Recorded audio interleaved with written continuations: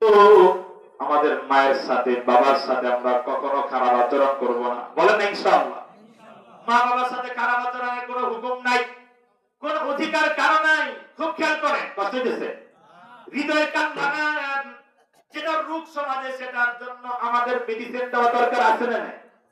আমি আপনাদের কেন বলি জানেন? আমরা তো হুজুর ওলামায়ে কেরাম, আমার কাছে অনেক মানুষ, আমার বাড়ি পর্যন্ত অনেক মহিলা মা, বৃদ্ধা মা, আমার বাড়ি পর্যন্ত। আমি একদিন আমার ভিটাতে আসছি কাজ করার জন্য, আমার বিবি আমারে ফোন দিয়েছে তাড়াতাড়ি বাসায় আসো।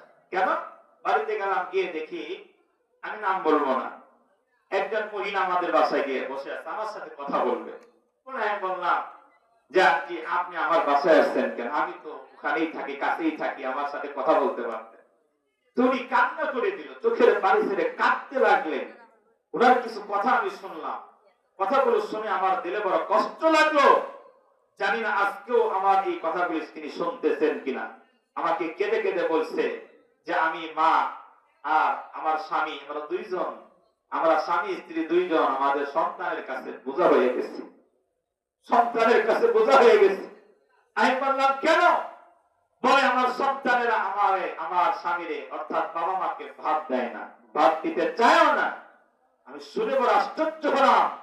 আমি এক পর্যায়ে বলতেই চাইছিলাম মসজিদ থেকে আপনার জন্য টাকা কালেকশন করে দেব, কিন্তু এটা ইজ্জতের বিষয়, এই জন্য বিষয়টা আমি তুলি নাই। তবে আমার দিলে বড় আঘাত লাগছে। কি হবে টাকা পয়সা দিয়া? জায়গা জমি দিয়া কি করবেন? কোথায় নিয়ে যাবেন? আপনার বাপ আপনার মা যদি আপনার জন্য কমপ্লিট করে, এর চেয়ে বড় দুঃখের কথা পৃথিবীর জমিনে আর হতে পারে না। কথা বলা ঠিক কিনা? হতে পারে না। মায়ের অধিকার, বাবার অধিকার আমার আল্লাহ দিছে, আল্লাহ রাসূল দিছে। এই জন্য ওই যে আল্লাহর নবীর একজন সাহাবী হযরত আবু হুরায়রা রাদিয়াল্লাহু তাআলা আবু হুরায়রা রাদিয়াল্লাহু তাআলা কালিমা পড়ছেন, মুসলমান হয়েছে, কিন্তু মা কালিমা পড়েন, মা মুশরিকা কালিমা পড়ে নাই। এই আবু হুরায়রা রাদিয়াল্লাহু তাআলা মা কালিমা পড়ে নাই, মুশরিকা মা। নবীর দরবার থেকে ফিরতে একটু দেরি হয়েছে। দেরি হওয়ার পরে মা এবার ঘরে ঢোকার আগে বলতেছে, সন্তান কোথায় ছিলে তোরা?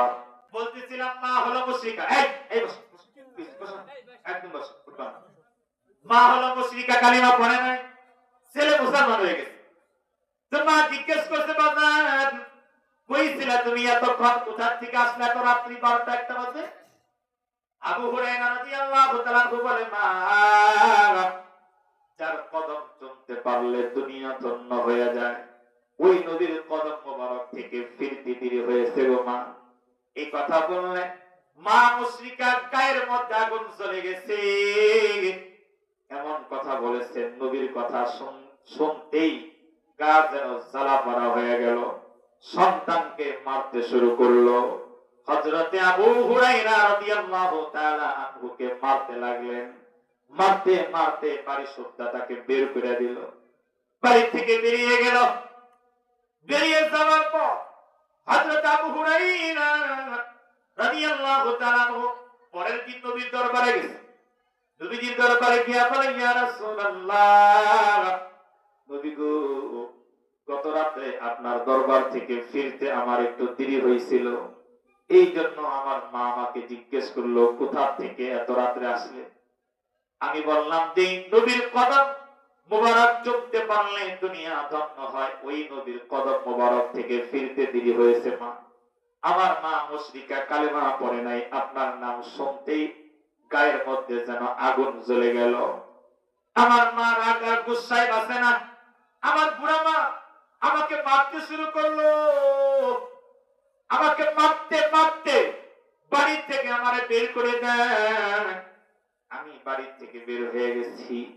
নবী গো, আমার মা আমারে মেরে বাড়ি থেকে বের করে দিয়েছে। আল্লাহর নবী জিজ্ঞেস করলেন, আবু হুরায়রা, তোমার মা তোমারে মেরেছে, এই জন্য বুঝি তুমি তোমার মার নামে কমপ্লেইন করতে আসছো? তোমার মার নামে বুঝি আমি নবীর কাছে নালিশ করতে আসছো? হযরত আবু হুরায়রা বলে, না, আমার মায়ের নামে কমপ্লেইন করার জন্য আসি না, মার ব্যাপারে কোনো বিচারও দিতে আসি না। তাহলে আবু হুরায়রা কেন আসছো? কি বলতে চাও? হযরত আবু হুরায়রা বললেন, ইয়া রাসূলুল্লাহ, নবী গো, আমি জানি আপনি দোয়া করলে আমার আল্লাহ তাআলা ওই দোয়াটা কবুল করে নেয়। নবী গো, আপনি আমার মার জন্য একটু দোয়া করেন, আল্লাহ যেন আমার মাকে কালিমার পতাকার তলে নিয়ে আসে। সুবহানাল্লাহ। আল্লাহর নবী হাত উঠাইয়া দোয়া করতে শুরু করলেন, আল্লাহর কাছে দোয়া করলেন, আল্লাহ, আবু হুরায়রার মাকে তুমি কালিমা নসিব করায় দাও, হিদায়াত দাও। আল্লাহু আকবার বলেন না? বলেন তো, নবীর দোয়া ফিরবে না কবুল হবে? নবী দোয়া করতে, এই দোয়া করতে সময় হযরত আবু হুরায়রা রাদিয়াল্লাহু তাআলা আনহু দৌড়াতে শুরু করছে। আবু হুরায়রা অনেক ভদ্র শরীফ ছিল, এমন ভাবে কোনোদিন জোরে হাঁটে নাই, দৌড়াই নাই। যদি কোনো মানুষ মনে করেন জীবনেও দৌড় দেয় নাই, জোরে কথা মনে নাই, এমন একজন মানুষ হঠাৎ যদি দৌড় দেয়, আশ্চর্য লাগে না? সাহাবীরা জামা টেনে ধরে বলে, আবু হুরায়রা, কি হয়েছে, তুমি কেন দৌড়াও, কারণ কি, দৌড় দিছো কেন, কারণ? আবু হুরায়রা বলে, ভাই, আমার জামা ছেড়ে দাও, আমার দৌড়াতে দাও, আমি দৌড়াইয়া দেখতে চাই আমার বাড়িতে আমি আগে যাই নাকি আমার নবীর দোয়া আগে চলে যায়। এই জন্য আমি দৌড়ায় আমার মার কাছে যেতে চাই। হযরত আবু হুরায়রা বলেন, আমি দৌড়াতে দৌড়াতে বাড়িতে গেলাম। বাড়িতে গিয়ে যখন আমি দরজা নক করলাম, দরজা নক করলে আমার পুরা মা ঘর থেকে আমাকে বললেন, কে? মায়ের কণ্ঠের ভিতরে আমি শিরকিয়াতের গন্ধ পেলাম না, মায়ের কণ্ঠের ভিতরে তাওহীদের গান আসতেছিল। সুবহানাল্লাহ। হযরত আবু হুরায়রা বলেন, আমার মা দরজা খুলে দিল, আমি ঘরে গেলাম। আমার মা আমারে বলে, আবু হুরায়রা, গেল রজনীতে আমি তোমারে মারছি, তোমার সাথে রাগ আর গুসা করছি, এটা বড় অন্যায় করে ফেলেছি, আমার সন্তান তুমি আমারে মাফ করে দাও, আমার ভুল হয়ে গেছে। আবু হুরায়রা রে, আমারও তুমি নিয়ে যাও তোমার ওই নবীর দরবারে, যেই নবীর কদম মুবারক চুমতে পারলে দুনিয়া ধন্য হয়, ওই নবীর দরবারে আমারও নিয়ে যাও, আমিও কালিমা পড়ে মুসলমান হতে চাই। আবু হুরায়রা, দেখো আমি গোসল করেছি, নতুন কাপড় পরেছি, আমারে নবীর দরবারে নিয়া কালিমা পড়ায়া দাও। সুবহানাল্লাহ। মার ব্যাপারে কোনো কমপ্লেইন নবীর কাছে তুলতেন না। আল্লাহু আকবার বলেন না? কারণ আল্লাহ রাসূল বলেন, তিন ব্যক্তির জন্য আল্লাহর বানানো জান্নাতকে আল্লাহ হারাম করেছেন। সালাসাতুন ক্বাদ হারামাল্লাহু আলাইহিমুল জান্নাহ। আল্লাহর নবী তিন ব্যক্তির জন্য আল্লাহ রাসূল বলেন জান্নাত হারাম। কয় ব্যক্তি? জোরে বলেন। এক ব্যক্তি হলো মুদমিনুল খামর ওয়াল আক্কু ওয়াদ দায়ুস। এক নম্বরে মদ পানকারী নেশাগ্রস্ত ব্যক্তির জন্য আল্লাহর বানানো জান্নাত হারাম। নাউজুবিল্লাহ বলেন না? এই যুব সমাজ, আমার মধুর চরের যুবকেরা, যুবক ভাইয়েরা, যুবক বাজারেরা, খবরদার কখনো কোনো নেশার সাথে গাঁজা, ইয়াবা, বাবা, ফেনসিডিল অথবা যে কোনো বিড়ি সিগারেট ধূমপান পর্যন্ত আমরা করবো না, ইনশাআল্লাহ বলি। কারণ এগুলোর সাথে জান্নাতের সাথে কোনো সম্পর্ক নাই। কথা বলেন ঠিক কিনা? তিন নম্বরে আল্লাহ রাসূল বলেন, ওয়াল আক্কু ওয়াদ দায়ুস। দুই নম্বরে আল্লাহ রাসূল বলেন, মা বাবার অবাধ্য সন্তান, মায়ের কথা শুনে না, বাবার কথা শুনে না, এমন সন্তানের জন্য আল্লাহ রাসূল বলেন আল্লাহর জান্নাত হারাম। তিন নম্বরে দায়ুস বলা হয়েছে ওই ব্যক্তিকে, যে পুরুষ মানুষ তার অধীনস্থ মহিলাদেরকে পর্দায় রাখে না, পর্দায় থাকার মতো পরিবেশ করে দেয় না, বাধ্য করে না, এমন পুরুষ লোকদেরকে বলা হয়েছে দায়ুস। এমন পুরুষ লোকদের জন্য আল্লাহর বানানো জান্নাত হারাম। নাউজুবিল্লাহ বলেন। এইজন্য প্রিয় ভাইয়েরা আমার, বলতেছিলাম মায়ের খেদমত, বাবার খেদমত, এটা বড় দামি। মায়ের খেদমত করলে, বাবার খেদমত করলে দামি হওয়া যায় কার কাছে? আরে জবান ছাড়েন না, বলেন কার কাছে? আল্লাহর কাছে যদি দামি হতে চান তাহলে খেদমত করতে হবে, মায়ের খেদমত করতে হবে। বাবা, ওই যে হযরত ওয়াইস কারনী আল্লাহর নবীর জামানায় জন্মগ্রহণ করেছে, ওয়াইসুল কারনী নবীর জামানার মানুষ, কিন্তু কালিমা পড়ছে, মুসলমান হয়েছে, সাহাবী হতে পারে নাই। সাহাবী হইতে হলে একটা শর্ত আছে। সাহাবী বলে তারে যে কালিমা সহকারে ঈমানের সাথে নবীজিরে দেখছে।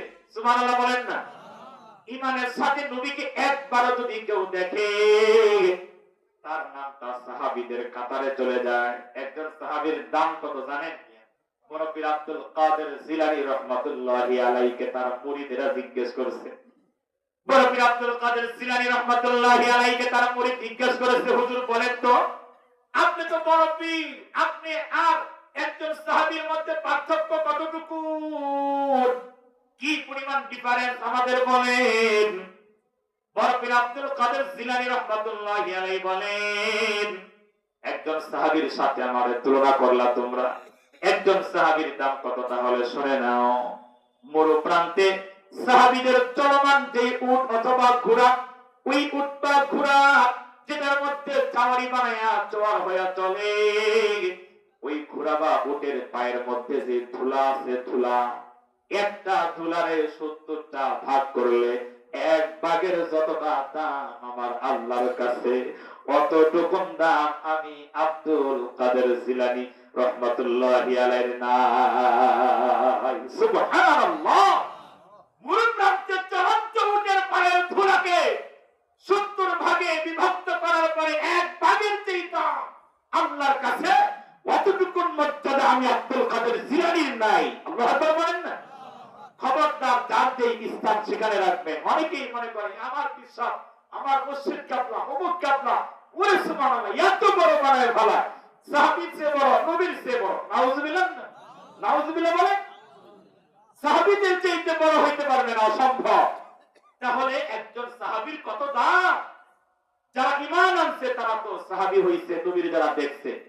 ওই জামানায় জন্ম নিয়েও করম দেশের বাসিন্দা হযরত ওয়াইসুল করনি, ওয়াইস করনি, তার হৃদয়ের মধ্যেও একটা আশা ছিল, আমি নবীরে দেখবো, দেখলে কি হবে? সাহাবী হবে। সাহাবীদের জন্য জান্নাত লাজিম। সুবহানাল্লাহ বলেন না। এই জন্য হযরত ওয়াইসুল করনি চিঠি লিখলেন, নবীর কাছে চিঠি লিখলেন, নবী গো, আমি আপনার সাথে মুলাকাত করতে চাই, আমি আপনার সাথে দেখা করতে চাই। সাহাবীরা আপনার সাথে কথা বলে, আপনার পাশে বসে, আপনার সাথে যুদ্ধের ময়দানে যায়। আমারও তো মন চাই নবী আপনার সাথে যুদ্ধের ময়দানে যাই, আপনি বয়ান করেন, আমি সামনে বসে বসে শুনি, এটা আমারও মন চায় নবী গো। তবে আমার বৃদ্ধা মা আছে, অসুস্থ, আমার ঘরে বৃদ্ধা মা, আমি কি আমার মায়ের খেদমত করব নাকি আপনার মুলাকাতে যাব, আপনার জিয়ারত করব নাকি আমি আমার মায়ের খেদমত করব? যদি আমি কোনটা করব বলেন। আল্লাহ নবী রিটার্ন চিঠির উত্তর দিয়া দিলেন, খবরদার ওয়াইসুল করনি, খবরদার, আমি নবীর সাথে মুলাকাতের চাইতে, আমি নবীর সাথে যুদ্ধের ময়দানে যুদ্ধ করার চাইতে তোমার ঘরের বৃদ্ধা মায়ের সেবা করা তোমার জন্য বেশি জরুরি। সুবহানাল্লাহ বলেন না। মায়ের খেদমত করো, খবরদার, তোমার আসার দরকার নাই। হযরত ওয়াইসুল করনি বুকের ব্যথা বুকের ভিতরে চাপা দিয়া রাখলে